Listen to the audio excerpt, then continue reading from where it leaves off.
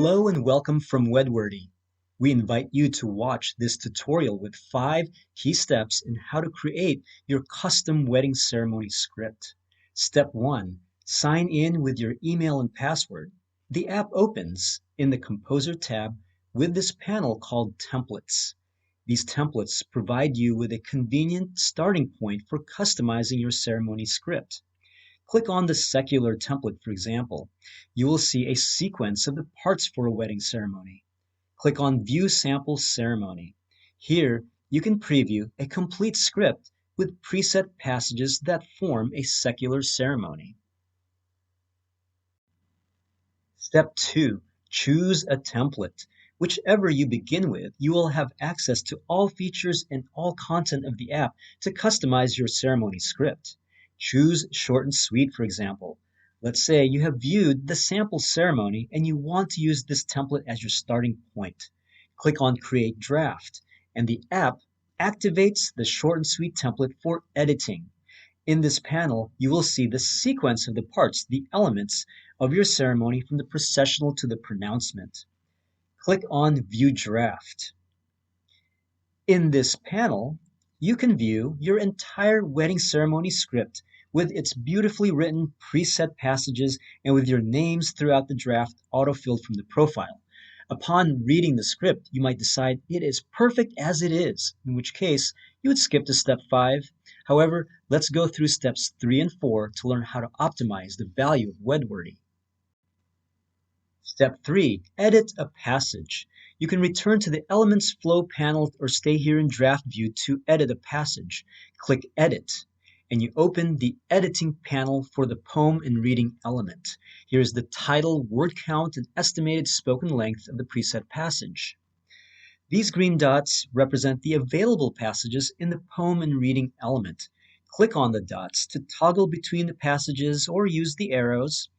This last one opens a blank editing panel where you can write or paste your own content from outside the app. Let's replace the preset passage with an alternate one. Click on Select Save to add the new passage in your now updated draft. From Draft View, return to the Editing panel. Here's where you can edit the passage by changing individual words, revising what is written, or adding new content. You can always undo your changes by clicking Revert to Original. Click on Select Save to see your revision. In this editing mode, you have absolute freedom to personalize your wedding ceremony script. Now go to the Elements Flow panel.